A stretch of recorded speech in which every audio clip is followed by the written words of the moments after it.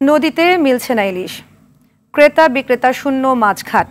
March April 2 মাসের নিষেধাজ্ঞা কাটিয়ে নদীতে নামলেও কাঙ্ক্ষিত ইলিশের দেখা পাচ্ছে না চাঁদপুরের জেলেরা। অন্যান্য প্রজাতির কিছু মাছের সঙ্গে 2-4টি ইলিশ নিয়ে ঘাটে ভিড়তে হচ্ছে তাদের। চাঁদপুর থেকে স্টাফ রিপোর্টার শরীফ চৌধুরীর পাঠানো তথ্য ও ভিডিও চিত্রে বিস্তারিত জানাচ্ছেন আব্দুল হামিদ। চাঁদপুর বড় স্টেশন মাছঘাট। নেই জেলেদের হাঁকডাক, নেই ক্রেতাদের সমাগম। 9 থেকে 10 ঘন্টা জাল ফেললেও ধরা পড়ছে না ইলিশ। মিলছে অন্যান্য প্রজাতির কিছু মাছ। এতে হতাশায় চাঁদপুরের জেলে ও আড়তদাররা। কেউ 2-4টি ইলিশ নিয়ে আসলেও দাম আকাশ ছোঁয়া। 500 গ্রামের একটি ইলিশ বিক্রি হচ্ছে 15 থেকে 1600 টাকা পর্যন্ত, আর 1 থেকে 1.5 কেজি ওজনের ইলিশ বিক্রি হচ্ছে 3 থেকে 3500 টাকায়। আজকের দিনে হয়তো 200 কেজি মাছ আমদানি, আমাদের চাহিদা হইলো 4000 কেজি, তাহলে আপনার দাম তো অটো বাড়বে।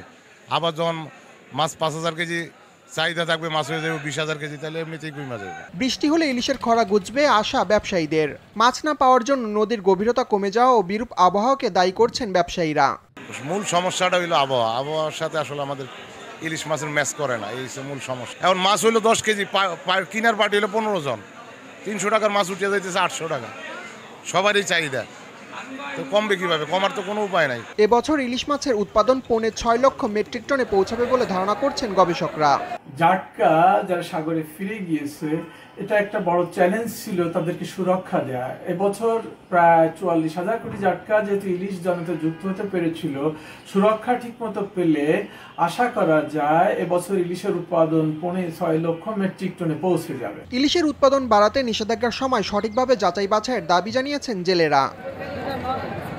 আব্দুল হামিদ, RTV।